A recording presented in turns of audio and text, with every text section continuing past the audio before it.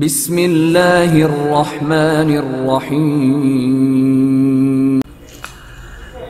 بسم اللہ الرحمن الرحیم کل افعال القلوب تتصرف تصرفا تاما۔ گزشتہ درس میں گزارش کی کہ افعال قلوب 14 ہیں، جن میں سے کچھ مفید ظن تھے اور کچھ مفید یقین۔ ان 14 کی فہرست بھی شمار کی۔ اسی سے مربوط بحث فرما رہے ہیں کہ یہ جو 14 افعال قلوب ہیں، ان میں سے فقط 2 فعل قلبی ایسے ہیں کہ جو افعال متصرفہ شمار نہیں ہوتے، وہ ہے حب اور تعلم۔ یہ 2 افعال قلوب میں سے ہیں لیکن متصرفہ نہیں۔ باقی رہ گئے 12۔ یہ 12 افعال قلوب متصرفہ ہیں۔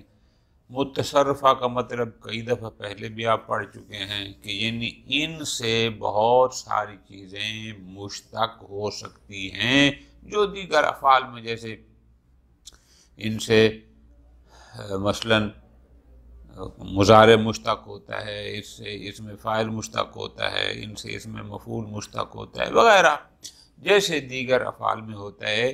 یہ افعال قلوب ان 2 کے علاوہ یہ بھی باقی 14 بھی متصرفہ ہیں۔ ان میں سے بھی وہی مضارع مشتق ہوتا ہے، امر، اسم فاعل، اسم مفعول وغیرہ۔ ٹھیک ہو گیا۔ اب جو بتانے والی چیز تھی وہ یہ ہے کہ ان افعال قلوب میں علما، وجدا، درا وغیرہ، یا اس سے پہلے ظنا، جو بھی ان سے مشتق ہوگا عمل وہ وہی کرے گا جو ان کے ماضی کا ہوتا ہے۔ علما جو عمل کرتا ہے، یعلمون بھی وہی عمل کرے گا، یعلمو بھی وہی عمل کرے گا۔ تو ان کے ماضی کا عمل کیا تھا وہ ہم نے گزشتہ درس میں پڑھا کہ یہ مبتدا اور خبر پر داخل ہوتے ہیں، یہ ان کے ناسخ ہوتے ہیں، ان دونوں کو نصب دیتے ہیں بنا پر مفعولیت کے، کہ اب وہ آپس میں مبتدا اور خبر نہیں رہتے بلکہ ان کے 2 مفعول قرار پاتے ہیں۔ تو پس ان کے جو مشتق ہوگا، مثلا اگر مضارع استعمال ہوتا ہے، اسم فاعل استعمال ہوتا ہے، اسم مفعول استعمال ہوتا ہے، تو وہ بھی اسی طرح جیسے ماضی یہ کام کرتا تھا، ان سے ہونے والا مشتق بھی یہی کرے گا، اور وہ 2 مفعولوں کو نصب دے گا۔ 2 مفعول، جبکہ حقیقت میں واقع میں مبتدا و خبر تھے، لیکن اب وہ ان کے 2 مفعول کہلائیں گے سوائے حب اور تعلم کے۔ ٹھیک ہو گیا؟ یہ بات یہاں ختم ہو گئی۔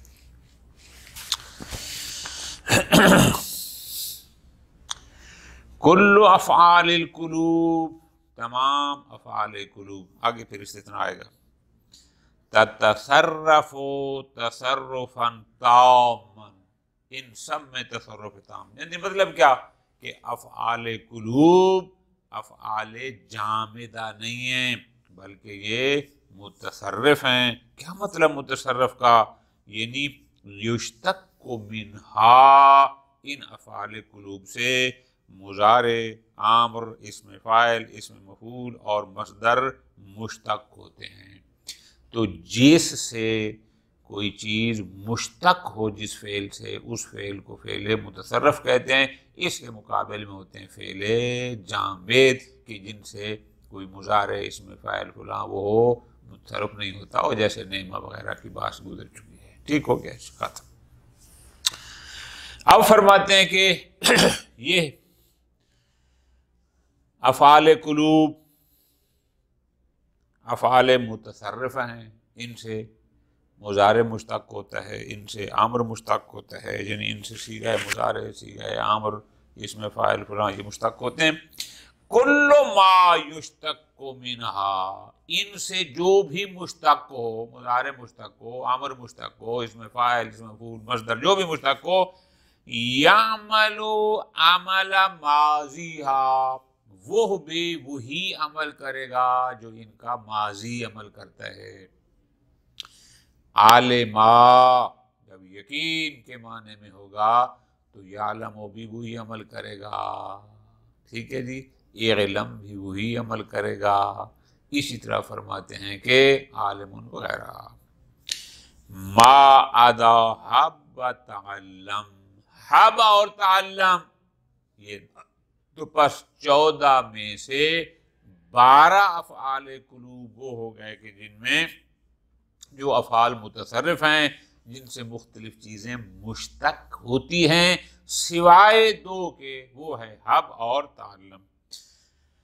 فَإِنَّهُمَا، افعال قلوب میں سے یہ 2 فعل قلبی، لا یستعملان الا بصیغۃ الامر، یہ ہمیشہ صیغہ امر یعنی حب اور تعلم استعمال ہوتے ہیں، ان سے کچھ اور مشتق نہیں ہوتا۔ یہ ماضی کے انداز میں بھی استعمال نہیں ہوتے، یہ مضارع کے انداز میں بھی استعمال نہیں ہوتے، الاخری بس یہ استعمال اسی طرح کے صیغہ امر کے انداز میں حب، تعلم اور بس نہ ہو۔ حب الایام مسالمتن، حب افعال قلوب میں سے ہے، الایام مفعول اول، مسالمتن مفعول دوم، ٹھیک ہے جی، حب بس۔ حب یعنی تو گمان رکھ، تمہیں گمان ہے کہ الایام مسالمتن، ایام کی دن چل رہے ہیں یہ مسالم یعنی سازگار ہیں، اچھے ہیں، فلاں خوب۔ اسی طرح دوسری مثال، تعلم شفاء النفس قہر عدوها، تعلم یعنی یقین کے معنی میں جب لیں گے اس کا معنی ہوگا تعلم یعنی علم، تو یقین کر کہ شفاء النفس یہ مفعول اول، قہر عدوها مفعول دوم، تعلم تو یقین کر، تو جان کیا کہ شفاء النفس، نفس کی تسلی یعنی اندر کا سکون، جو باطن شفا ہے، سکون ہے، قہر عدوها وہ کیا ہے، دشمن پر غلبہ پانا، ٹھیک ہے جی، اچھا خوب، یہ ہمارا مطلب ختم۔ فائدتن، اب اس سے مربوط فرماتے ہیں، معنی حب، حب کا معنی ہے قدر وفترض، یعنی تو فرض کر، ٹھیک ہے جی، مقدر کرنا، فرض کرنا، اچھا۔ فَلَيْسَتْ عَمْرًا مِّن وَهَبَا، یہ حب وَهَبَا یَحْبُ جو بمعنی آتا ہوتی کیا آتا ہے، یہ اس کا عامر نہیں ہے، وَهَبَا یَحْبُ کا یہ عامر نہیں ہے، بلکہ اس کا معنی ہے حب یعنی قدر، وفتر یعنی تو فرد کر، تو مقدر کر دے، طے کر دے، گمان کے معنی میں خوب۔ اسی طرح تعلم اس کا معنی ہے علم، تو جان، یقین رکھ، ٹھیک ہو گیا۔ ہی خلاف الامر، یہ تعلم یا تعلم تعلما، اس کا امر بھی تعلم آتا ہے لیکن یہ وہ والا نہیں ہے، تعلم علم حاصل کرنا، سیکھنا، یہ اس معنی میں نہیں ہے بلکہ یہ بمعنی علم یعنی تو جان، تو یقین کر اس میں ہے، ٹھیک ہو گیا، یہ بات یہاں ختم۔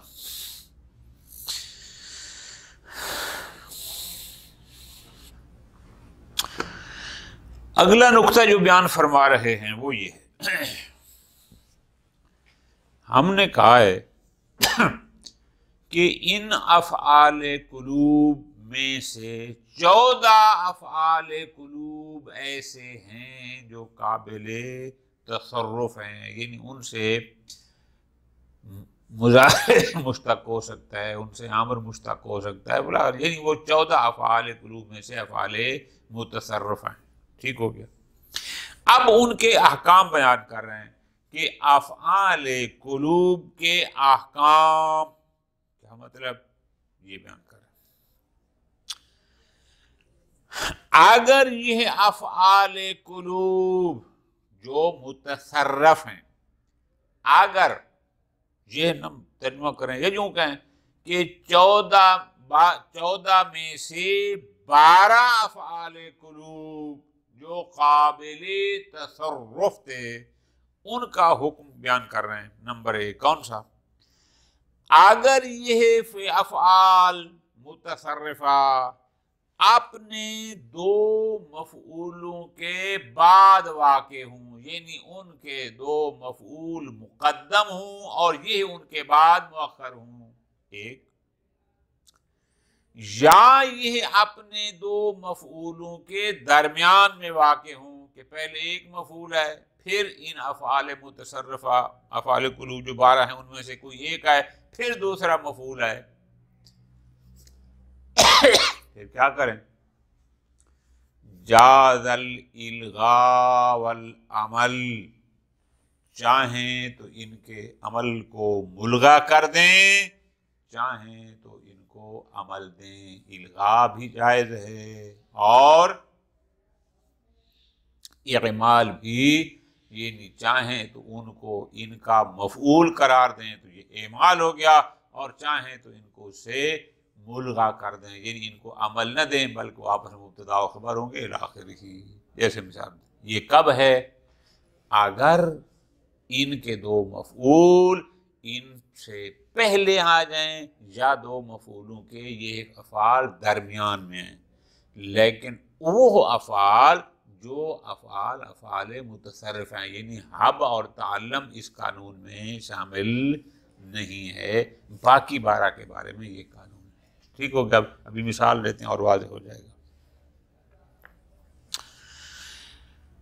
انما تصرف من افعال القلوب، 14 افعال قلوب میں سے 12 جو قابل تصرف تھے، جو متصرفہ تھے، جن سے مختلف چیزیں مشتق ہو سکتی ہیں، یعنی افعال قلوب میں سے حب اور تعلم کے علاوہ. اب ان کا احکام بیان کریں. نمبر 1 پہلا، اذا تأخر عن مفعولین، اگر یہ اپنے 2 مفعولوں کے بعد آ جائیں کہ دونوں مفعول پہلے ہوں اور یہ بعد میں ہوں، او توسط بینہما، یا یہ فعل قلبی جو متصرف بھی ہے وہ اپنے 2 مفعولوں کے درمیان میں آ جائے کہ ایک مفعول پھر فعل قلبی پھر دوسرا مفعول. ایسی صورت میں جاز فیہ الاعمال والالغاء، اعمال بھی جائز ہے اور الغاء بھی جائز ہے.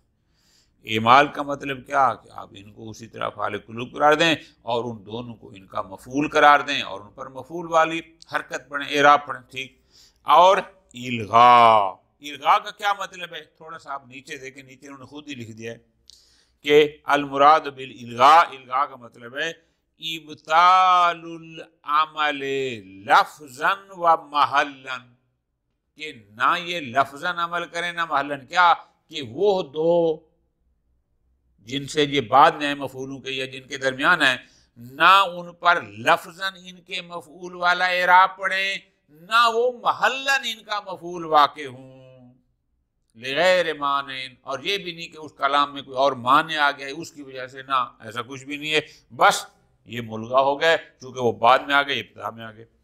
فَيَكُونُ الْجُزْآنُ، اور وہ پھر دونوں آپس میں مبتدا اور خبر ہو جائیں گے، ان کے نہ لفظاً مفعول ہوں گے اور نہ ہی محلاً. الغاء کا مطلب بہت آسان. اب مثالیں دے رہے ہیں. فَتَقُولُ مَعَ الْإِعْمَالِ، اگر آپ ہم ان کو عمل دینا چاہتے ہیں اعمال کی صورت میں کہ ان دونوں کو ان کا مفعول قرار دینا ہے، تو آپ یوں پڑھیں گے آتین تعلمون الموتا، تعلمون، اب یہ فعل ہے، ایک مفعول آتین پہلے ہے اور ایک مفعول ان کے بعد ہے، یہ مثال، یا دونوں پہلے ہوں، آتین الموتا تعلمون، آتین یہ مفعول بھی پہلے ہے، الموت بھی پہلے ہے، تعلمون اس کے بعد میں ہے، ٹھیک ہے، ترجمہ آسان ہے کہ تمہیں یقین ہے کہ موت آنے والی ہے، ٹھیک۔ وَمَعَ الْإِلْغَاءِ، لیکن آپ ان کو اگر اس صورت میں عمل نہیں دیتے، الغاء کرتے ہیں اور یہ ملغا ہو جائیں، پھر ان کو یوں پڑھیں گے آتن تعلمون الموت، الموت مبتدا مؤخر، آتن خبر مقدم، تعلمون درمیان میں جملہ معترض آ جائے گا، یہ بھی ہو سکتا ہے، اور یوں بھی پڑھ سکتے ہیں آتن الموت تعلمون، آتن خبر مقدم، الموت مبتدا مؤخر یا جملہ، اور تعلمون پھر اس کے بعد علیحدہ جملہ بن جائے گا فعل بفاعل، ٹھیک ہے جی، انتم اس میں فعل ہوگا۔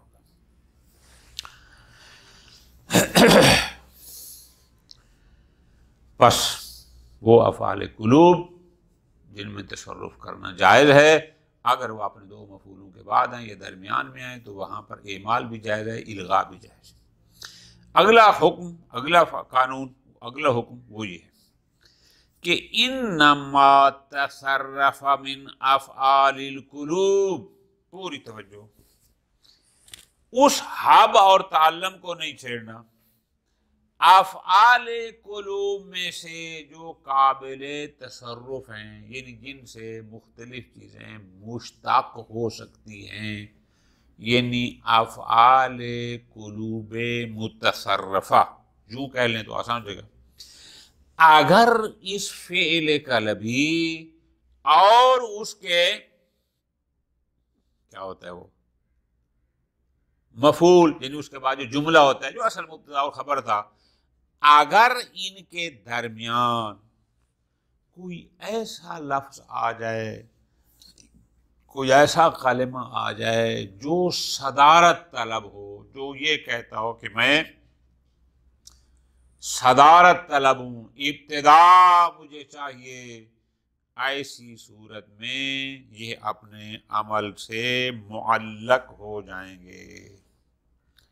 اب نکتہ سمجھنا ہے، اس کو لکھ لیں، دو لفظ آ گئے استعمال میں، ایک آ گیا تعلیق جو ابھی، ایک پیچھے آ گیا الغاء۔ الغاء کی بات تو کلیئر ہو جائے گی، الغاء کا مطلب یہ ہے کہ ان دونوں کو لفظاً اور محلاً یہ ان میں عمل نہیں کریں گے، بلکہ وہ آپس میں مبتدا اور خبر ہوں گے، نہ لفظاً ان کے معمول ہوں گے نہ ہی محلاً۔ اب ایک لفظ آ گیا نیا تعلیق، تعلیق کیا ہے کہ یہ معلق ہوں گے عمل سے، اس کا مطلب ہے کہ یہ لفظاً عمل نہیں کریں گے، یعنی لفظاً ان کو نسب نہیں دیں گے، لیکن وہ محلاً ان کے مفعول ہوں گے، ٹھیک ہو گیا۔ الغاء یعنی منع الناسخ لفظاً و محلاً، تعلیق منع الناسخ لفظاً فقط۔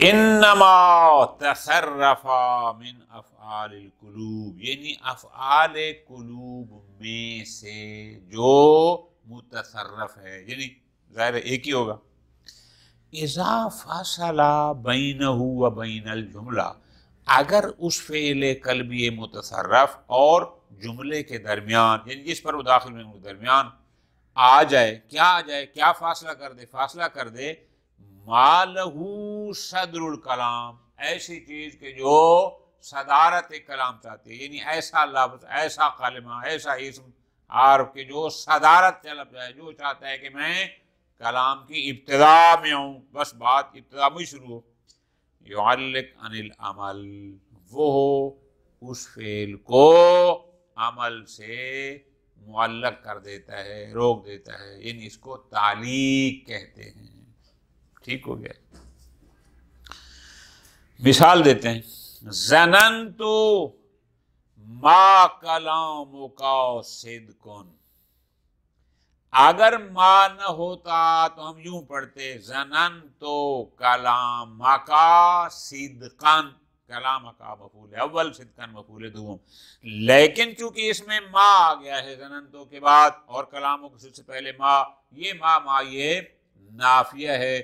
اب یہ کہتا ہے کہ یہ ظننتو عمل نہیں کرے گا کلاموں کا صدق میں لفظاً، اگرچہ وہ محلاً اس کا مفعول رہے گا جملہ، لیکن لفظاً یہ ان کو نصب نہیں دے گا۔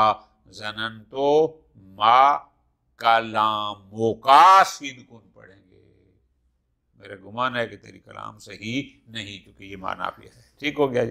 اگر یہ ما نہ ہوتا تو ہم پڑھتے ظننتو کلامک صدقا، لیکن اس ما کی وجہ سے اس نے ظننتو کو اس کلام کا صدق میں عمل کرنے سے، میں نے گزارش کی ہے نا، تعلیق ہے۔ تعلیق کا مطلب ہے لفظاً عمل نہیں کرے گا، اگرچہ یہ جملہ محلاً اسی ظننتو کا مفعول ہے، لیکن لفظاً اس کو حرکت مفعول والی نہیں دے گا، وہ اعراب اس پر نہیں پڑے گا۔ ٹھیک ہو گیا؟ خوب،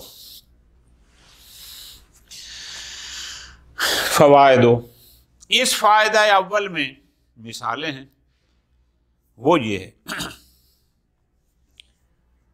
ہم نے اوپر ایک فارمولہ بتایا، ایک قانون بتایا کہ اگر افعال قلوب اور ان کے بعد والے جملے کے درمیان کوئی ایسی چیز آ جائے جو صدارت طلب ہے، جو کہتی ہے کہ مجھے کلام کی ابتدا میں ہونا چاہیے، کلام کا آغاز مجھ سے ہونا چاہیے، وہاں پر یہ افعال قلوب عمل کرنے سے معلق ہو جاتے ہیں، یعنی بعد والے جملے کو اپنے مفعولیت کی بنیاد پر وہ نصب نہیں دیتے، لفظاً یہ معلق ہو جاتے، عمل نہیں کرتے۔ ٹھیک، اس فائدے میں بتاتے ہیں کہ وہ معلق کون کون سے ہیں، یعنی کون کون سے ایسے اسماء، الفاظ یا حروف ہیں کہ جو ان کے لیے معلق بن جاتے ہیں، جو ان افعال قلوب کو اپنے مابعد میں لفظاً عمل نہیں کرنے دیتے۔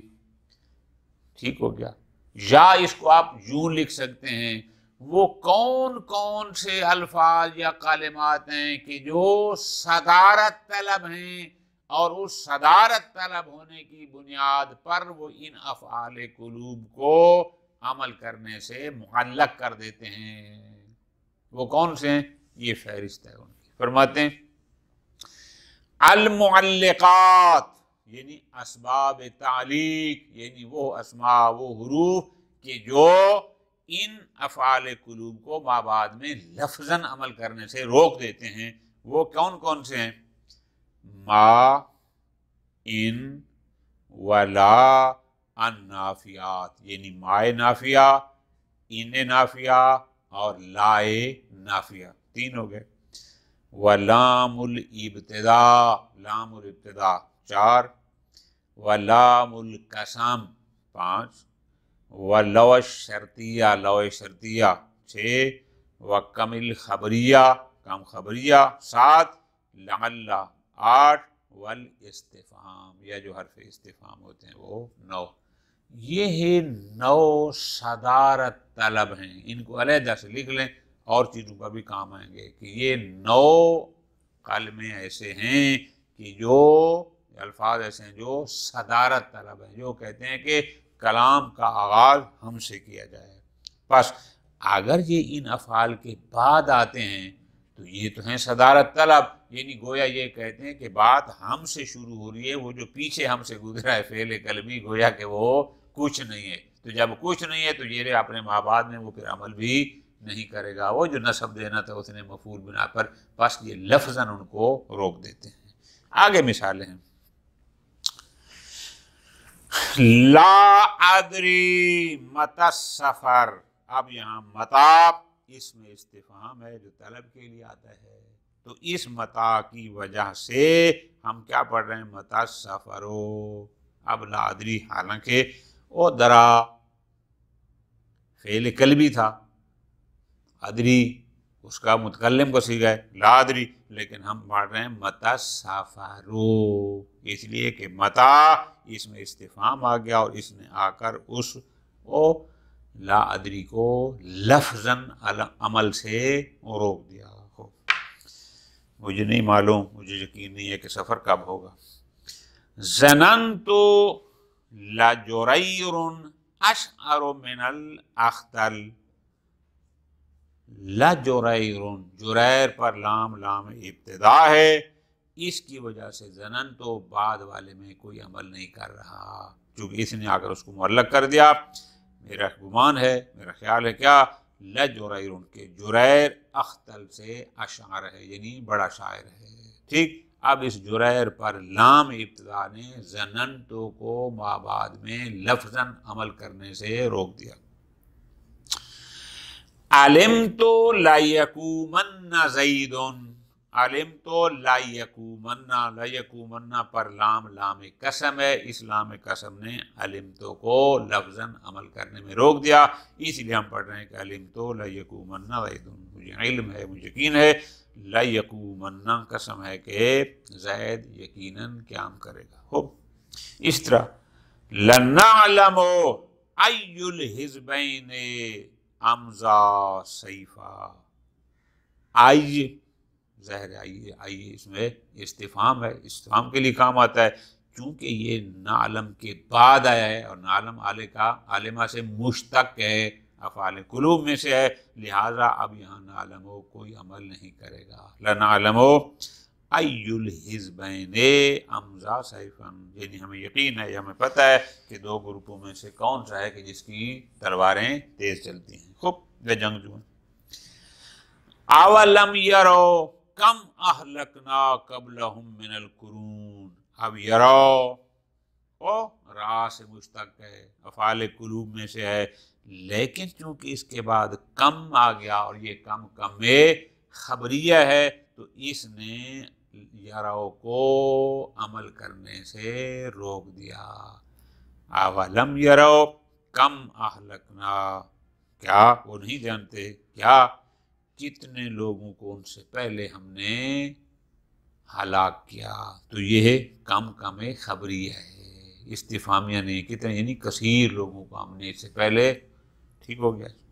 آخری مثال، ان ادری لعلہ فتنۃ لکم، اب ادری کے بعد لعلہ آ گیا تو ہم نے کہا کہ لعلہ اگر ان کے بعد آ جائے تو یہ بھی ان کو لفظاً عمل کرنے سے معلق کر دیتا ہے، بس لعلہ چونکہ معلقات میں سے تھا تو اس لیے ہم پڑھ رہے ہیں لعلہ فتنۃ لکم، ٹھیک ہے جی، مجھے پتہ ہے کیا کہ وہ ان کے لیے فتنہ ہے۔ یہاں پر ہمارا محل شاید لعلہ تھا کہ جس نے ان ادری کو عمل کرنے سے روک دیا، ختم ہو گیا۔ تھوڑا سا ایک سطر اور اس کے ساتھ مربوط ہے، پھر اگلی بات علیحدہ ہے، وہ یہ ہے دوسرا فائدہ، متا وقعت الجملۃ بعد المعلق، جب جملہ معلق کے بعد، جب بھی معلق کے بعد جملہ واقع ہو، سدت مسد المفعولین، وہ جملہ قائم مقام ہوگا دو مفعولوں کے، ان کان الفعل یتعدی الیہما، بشرطے کہ فعل بھی ایسا استعمال ہو جو متعدی بدو مفعول ہو، ولم ینصب الاولا، اور وہ پہلے فعل کو نصب بھی نہ دے رہا ہو، جیسا کہ ہم نے مثالیں دی ہیں، یعنی دو مفعولوں میں سے کسی کو بھی نصب نہ دے رہا ہو، تو اس صورت میں ٹھیک ہے جی وہ جملہ قائم مقام ہوگا کس کے؟ دو مفعولوں کے۔ فَإِن نَصَبَهُ، لیکن اگر یہ ان میں سے ایک کو نصب دے رہا ہو تو سدت مسد ثانی، تو وہ جملہ پھر وہ جو ایک کو تو نصب دے رہا ہے نا، پھر دوسرے مفعول کا قائم مقام ہوگا، لیکن جب ایسا ہوگا لم یکن فی المسألۃ تعلیق، تو پھر یہاں پر اگر ایک کو بھی نصب دے رہا ہوگا تو ہم کہیں گے یہاں پر تعلیق واقع نہیں ہوئی۔ تعلیق تو تب ہوتی کہ وہ دونوں کو عمل سے روکتا، جبکہ اس نے ایک کو تو نصب دے دیا، اس کا مطلب ہے تعلیق واقع نہیں ہوئی۔ صلی اللہ علیہ محمد وعلیہ